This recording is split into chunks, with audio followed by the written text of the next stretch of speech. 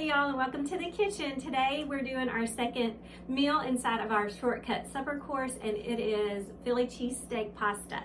This is a super good fast shortcut supper that makes everybody happy. Mom and daddy are going to be happy because there's less dishes.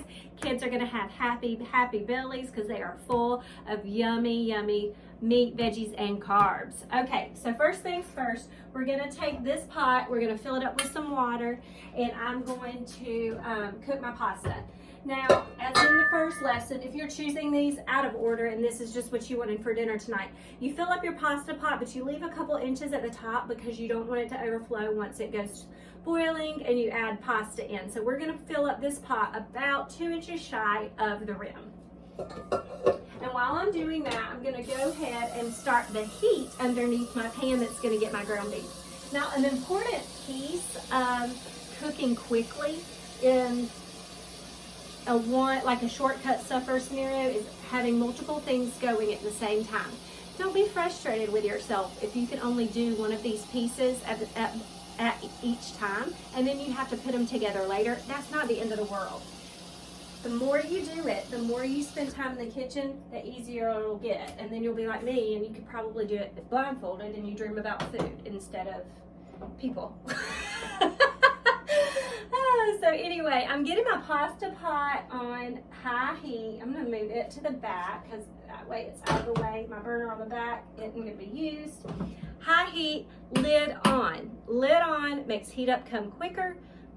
The heat come up quicker because it's trapping that heat inside. So anything that you put a lid on is going to come up to a boil or a seasoning sear faster. Okay, so next thing we're going to do, now that water is working, we're going to get the heat on this pan and we are going to get our meat. Our meat today is ground beef. Now, you heard Philly cheesesteak, right? We're doing a shortcut supper with ground beef because it's inexpensive, very readily accessible, and very forgiving. So this is a 2-pound pack. I'm going to use half, and we're going to use the other half of this for another meal. Because we're adding pasta and vegetables to it, this goes a long way. If you're feeding like a large family, use 2 pounds. You may even need 2 pounds of pasta. But in this case, our family of 4, even if our boys were home and it was all 6 of us, I would still only use this amount. So I'm going to use about half of this, and this is 80-20.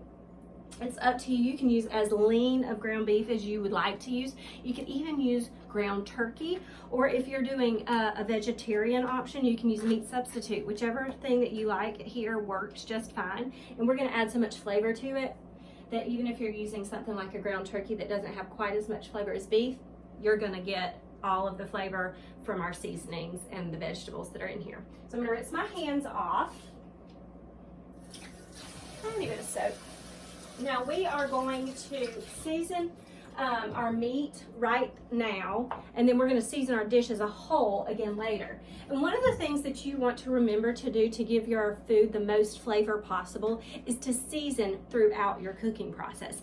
The worst thing you can do is wait till you get to the end to season and be like, oh, well, it doesn't taste like anything. And it seems like it takes you forever to get it quite right. But if you start at the beginning, do a little bit along the way, by the time you get to the end, it should be perfect. And that at that point, you can adjust if you need more. So I'm going to get this other half of the pack out of the way, and we're going to start working on our veggies. Now we're going to do a side of corn with this. We're going to do a yummy garlic corn recipe that I do. But first things first, we're going to get our veggies in our pan with our beef. Now I have a bell pepper here, a green bell pepper that I'm going to use because it was just what's in our fridge. If you have an orange or a red, that's fine. Green bell peppers typically have less sweetness to them than an orange or a red, just a heads up, or a yellow. But I'm going to just chunk these little bell pepper pieces into the same size as my diced onion, which is about centimeter by centimeter, fingernail size. That's a good way to compare it. It's about the size of a regular woman's pinky fingernail. That's where I'm shooting. And you always want to try to do your vegetables chopped in the same size because you want them to cook at the same time. You don't want something in your pot to be completely cooked to death and burnt or whatever, and then have raw veggies on the other side. You just want everything to be done and ready at the same time. Okay, so so we're gonna go in with this, get that banged out. And you see I'm rocking my knife. The reason I'm doing that is because it just adds some stability to my knife cuts. Okay, that's banged out. We're gonna use my shortcut onions here. I've got half of this bag left, which is the equivalent of half of an onion. It's gonna be super yummy. So I'm gonna check my meat and make sure it's getting started. Go ahead and it could be turned up majorly higher. There we go. I'm gonna get it broken up, and as it starts to sort of work in the pan, and then it'll break up a little bit easier. So that's started. And while that's working, I want to go ahead and get one more thing out. And that's our pasta.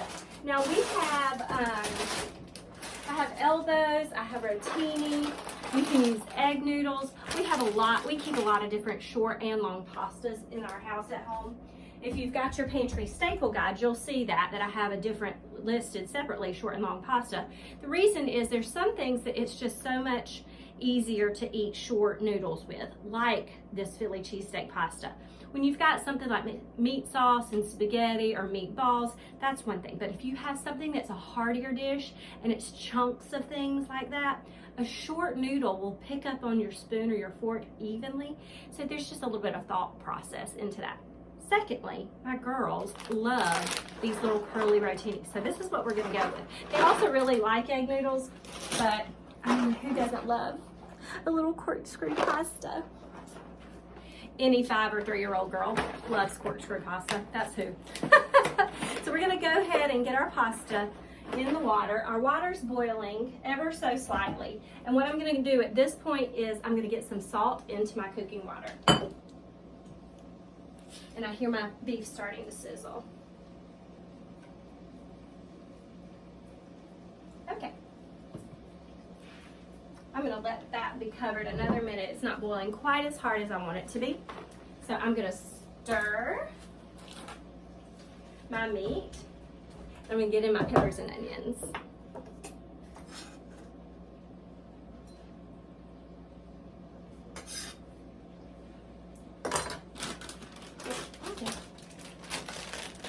Now these onions, these come in the freezer section, and like I said, this is about half an onion. When it's a full bag, it's the equivalent of a full onion. It's just so easy to not have to chop up an onion and get all teary-eyed, especially if you're cooking this before you have to go somewhere. I don't know about you, but there have been times that I've been like ready to go, or either I come home from somewhere and I've got to go somewhere else again. And I've started dinner in the in-between time, and I'll start chopping onions, and I'll cry, and then I'll have to go do the makeup, and then I'll come back, finish the dinner, look in the mirror, and I start all over again. So anyway, long story short, no makeup running if you get the freezer onions. I'm going to go ahead and get this handle. My handles are removable for my pot, so if you ever see me just like walking around with no pot handles, that's why. Okay, they're safe, they're new. These actually are from a brand called Carote that is on a major sale right now. So I'll put the link inside of Mama Whitten's Kitchen community so you can get your Carote dishes if you would like. You can get them off of Amazon, and they are super helpful because they come with removable handles and removable lids. So they're safe for kids, and they can go from the stovetop to the oven to the dishwasher and to your fridge with a lid on it, and you never have to change the pot. It was a game changer for me. So anyway, okay, back to the food. I could talk about kitchen stuff all day. Let's be real. Anyway, so we're gonna do this. Our pasta pot is right here, about to boil, a big boil. So we're gonna put in our corkscrew noodles, our rotini pasta. Egg noodles are good in this too. You just don't want to get egg noodles that are extremely small. They make different sizes of egg noodles. The bigger ones hold up to this process a little bit better. So my rotini is going in, and this is a pound of pasta for our family. Like I said, if our boys were here, this is still the same amount that I would make. This is just going to provide leftovers for us, which almost everything that I make provides leftovers, which is a big tip for saving money and saving time. If you want to make the most of your budget, if you want to be eating the best for your body, make enough to go back and have it for lunch the next day. have enough to have for a second dinner. So you're only cooking a few nights a week and you're eating every night. You can repurpose them, and I'm sure that during the time that we have together in Mama Whitten's kitchen, I'm gonna probably send more recipes your way in the leftover department than you've ever even fathomed. So keep leftovers on the table. Don't write it off, because as expensive as our food is these days, the last thing we need to do is go wasting leftovers. All right, so I've got that working. We're gonna season my beef now. Sometimes I drain the beef, other times I don't. Because this is a dish that has a lot of pasta and vegetables in it, I'm gonna use the fat that is in my beef to sort of coat the sauce onto the pasta. So I don't wanna get rid of all of it. I'm just gonna let it go for another minute, drain a little bit of the fat, and leave at least half. And here's a super good tip for doing that while I'm thinking about it. Let me grab some paper towels. All right. You take it off the heat. I'm gonna go ahead and do this now instead of waiting so you can see me do it before I add the seasonings. Because you don't wanna do it after, because you're just sucking up your seasonings. And you just put it in there. Put your paper towel in there like that. Pull that bad boy out. And you've got half your fat gone. All right, taking this to the trash can, and we're back to seasoning. Okay, so we're going to put some garlic in here. That's about, I would say, a good hefty tablespoon of minced garlic in a jar. And this is my favorite way to do garlic. I can't tell you the last time I got a whole head of garlic and started chopping away. I know how. I've done it a billion times probably. But do I want to? Most of the time, no. I do occasionally buy those whole garlic bulbs on purpose, and I use them in the bottom of my pan when I'm roasting a chicken, or I put it inside my turkey, or the cavity of a chicken when it's whole. Or sometimes I do take it and I put my whole head of garlic, I half it, and I put it on a sheet tray wrapped tightly in aluminum foil with just a little salt and olive oil on it, and then I roast it in the oven at 325 for about an hour, and it gets ooey gooey and roasty and yummy. And you can just spread it on bread like that. Those are some of the reasons that you do need a whole head of garlic. But for this, you don't. Okay, so we've got our onions, peppers, garlic in there, getting happy. It's now time to do a little bit of salt. And I'm doing about 2 good pinches of salt. This is to your taste, but like I said, you want to do some now and you can taste it at the end and see if you need to add some.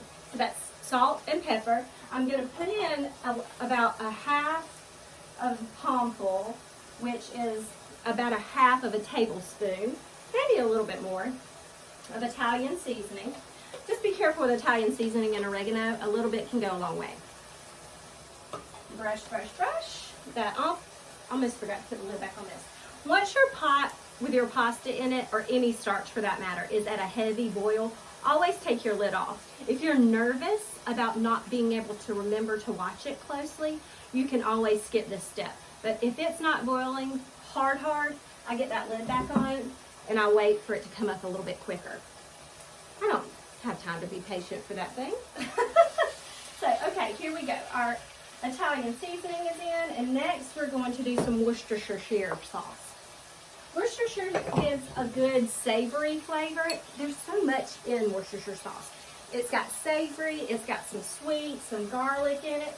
There's definitely like a twang of vinegar in there, and I'm going to put about 10 dashes in my pan. And then after that, I'm going to go in with a little bit of soy sauce, and this is just a background flavor. It's not going to taste like Asian food. This is just an extra little bit of savory. So that's about 4 dashes of soy sauce. And then after that, I'm going to get some cream cheese out of my fridge. Okay. So the cream cheese is the Philly cheesesteak-esque ooey gooey cheesiness in this dish. And it's going to be very luscious and coating on your pasta. And it's gonna help you just feel very satisfied and full. So I'm gonna use half of the block of this cream cheese right here. And what it's gonna do is it's really gonna almost be Alfredo-esque on your pasta when it comes time. I'm opening it up so it can go into, like, half of this is 4 ounces, so it can go into the pan with my meat. And the meat, I'm going to turn it down just a little bit. The heat in my pan is going to start to melt that cream cheese and get it nice and ooey and gooey. So let's turn it down just a little bit. Going to zhoosh him around. I'm going to come and get you and let you look into this pan. Come on over here. You're not looking yummy. That's going to melt down and get super ooey gooey and delicious. Okay. Next things next. We're going to go after our corn recipe. Okay, so our corn is going to be a very fast fix too. This whole dish, again, is one of those that can be done in the amount of time that it takes you to boil pasta noodles. Got whole kernel corn here. There is nothing easier than the vegetables that you find in the freezer section. Some hold up to freezing better than others. I'm not saying across the board everything in the freezer section is glorious, but I do love frozen corn. I love frozen green beans. There are choices that make the freezer section very helpful to us. Okay, so I'm going to get this size little pan. This is about medium large. There you go. I'm going to get it under the heat. Got a little thing right there. Okay. Hey y'all, we're back and I am ready to drain my pasta and get this pasta pot of Philly cheesesteak yumminess on the road. So here we go, draining our pasta. I'm going to take my handle off of here and get it onto here and get my pasta drained. I already got my colander right here at the sink, so I'm ready to go. And then after we drain our pasta, I'm going to take my colander and I'm going to sit it back on my pot. That way I'm not dripping water all over my kitchen as I'm carrying it back over to the other side of the kitchen. And I'm going to get on my stove my pan for my corn. So on this pan, I'm going to put in some avocado oil. You can use butter, and I recommend it too. But today, this is what we're using. You just need at least a tablespoon or 2 of some sort of fat. Butter, avocado oil, EVOO, totally up to you. Butter does add that nostalgic corn flavor, but you are going to get a lot of flavor in this corn recipe.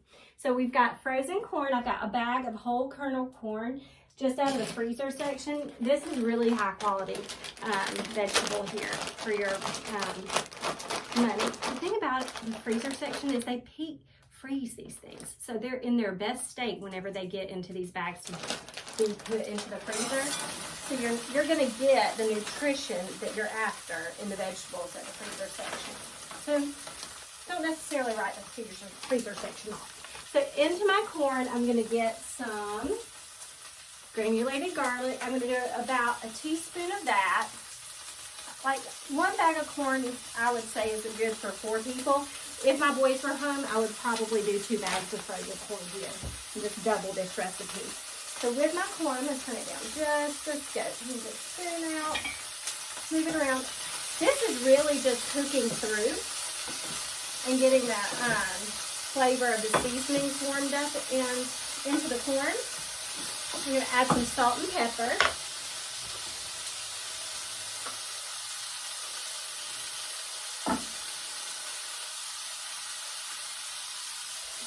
And then because this is a delicious, kid-friendly, even though this isn't a kid's course, we want to make people happy all the time. I'm going to add a little cream cheese into my corn. Sometimes I like to add cream cheese. Sometimes I like to add a little bit of cheddar and a spoonful of sour cream to make a creamy corn. I'm going to add about, I would say, a good ounce or so of cream cheese in here. You can see that. If you'll look, your cream cheese package actually has measurements on it so you can know how much you're putting in. So that's about 1 ounce. And we're gonna melt that in, and while that's melting in, so salt, pepper, garlic powder, cream cheese in your corn, delicious. We're gonna add our next ingredient. And this is a can of soup. You can either do cream of mushroom or cream of chicken. I had cream of chicken on hand today. Cream of mushroom can kind of mimic the flavor of beef a little bit more, but some people are just anti-mushroom, and that's totally fine. So cream of chicken works just fine here. You could even use like a cream of celery. You're really just looking for that creamy aspect to cut your pasta. And it's going to partner with that cream cheese and just have extra yumminess to it. So let's stir that together. Oh y'all, this is looking so yummy. Grab this handle off my pot. After I get this all stirred together, I'm going to show it to you. Sometimes, you know, you just feel, you come home and you just feel like, I want comfort food today. This is one of those meals. Like you just, whether it's rainy or it's just been busy and hectic, you just want comfort food. But, oh, I told you I'd show it to you first. No.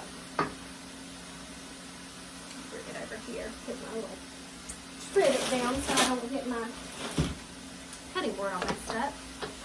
Stir a little bit off the heat. Put my pasta in. Oh. There it goes.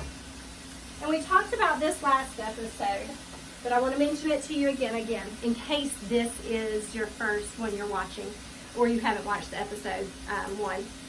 This is pasta water. When I drained my pasta before I put it all down the sink, I got a cup and I just pulled about this little coffee cup worth of pasta water out. What that does is it helps the sauce that's in the bottom of your pan coat the outside of your pasta good because of the starch in it. So it's like a secret ingredient that you didn't even have to buy. Look at this pasta facial I'm getting. So I'm stirring this yumminess up, and it looks a little thick to me. So what I want to do is I'm going to add in about half of this and then stir it some more and see where we're at. Oh, yummy, yummy, yummy, yummy, yummy. Turn my heat off. I feel like getting warmer on my arm. Come over here. Y'all, we are almost in the home stretch. So yummy. The creaminess. Not quite done stirring, but I don't want to keep you in anticipation anymore. Come back over here. Look at that. It's delicious. I can't wait for dinner. Okay. Yummy, yummy. I am going to go ahead and use the rest of this. No harm in it because it's a little bit thick. If it was super loosey-goosey and thin, you could leave that out. Okay, Philly cheesesteak pasta, done. That's all I can do, just not get a fork and start eating out of the pot. But y'all are here, so I won't. I'll be nice. I'm going to move my corn around a little bit. I left it still for a few minutes, and the reason I did that is because you want there to be a little bit of caramelization on the bottom of your corn. That little brownness that it gets up against that pan is flavor. Oh, y'all, it smells amazing in here. This is a good time to add any kind of herbiness that you would like. I've got some green onions that I'm going to add in here. It's not mandatory. If your kids freak out because they see green, hey, leave off the green. But what I'm going to show you, I've got some green onions, and this is a little unconventional how I do things occasionally around here. I usually buy my green onions and I just put them in my fridge. But last time I bought them, we were only a few days away from going on a trip, and I ended up not using them like I thought I would. So I put them in the freezer because I didn't want them to go bad. And they just, I wasn't thinking, threw them in fast. So they froze together. But it ended up being super helpful because they kind of just clump. And then I can take the scissors and trim them into my pot, and they're just done in one easy fell swoop. Let me see where I put my scissors. I think I put them right here. You know what? Let's wing it. That's what the kitchen's about. Let's just chop them up real quick. Either way, they're going to be good in this dish. So I've got about, I would say, there's 4 green onions here, and I've got about 2 inches of off of those stalks. So probably about 1/4 cup of green onions. Give or take. This is personal preference here. Like I said, this is a herb. This is a make or break ingredient in the dish. So if you have people that are picky about something green in your dish, or if you have people that look at you and you're like, which herb is that? Well, leave it out. You don't want to have that conversation, I'm not going to make it. All right, so this is yummy and done. I'm going to get a trivet out so you can see it too, and I'll show you everything all together. Trivet, towel, whatever. Let's get those extra green onions in there. Oh, y'all, this looks delicious. I cannot wait to make myself a plate. Put that right there. Move this out of the way. Shortcut suppers do not have to taste shortcut, and I'm telling you that for sure. Okay. Turn off all my heat back here. All right. This is a really, really good meal if somebody is needing you to bring a postpartum dinner or something like a death in the family, or even if you have, say you have a busy week next week and you just want to go ahead and make a few things and stick it in the refrigerator and freezer and pull it right back out. This would heat easily. You can put it in the oven for about 30 minutes on 400 degrees covered up, and it'd be ready to go. All right, so there is that yummy, yummy pasta. I'm gonna bring my whole plate over and show you. Then there's our yummy corn right beside it with the pretty green flecks. I want you to notice when I show you this corn in a minute, you'll see the little brown bits from it getting caramelized on the bottom of the pan. And that's yummy delicious. One of my favorite chefs that I learned to cook from has a saying, and she says, brown food tastes good. And honey, she's not wrong. Look at this. Oh, delicious. I'm gonna try it.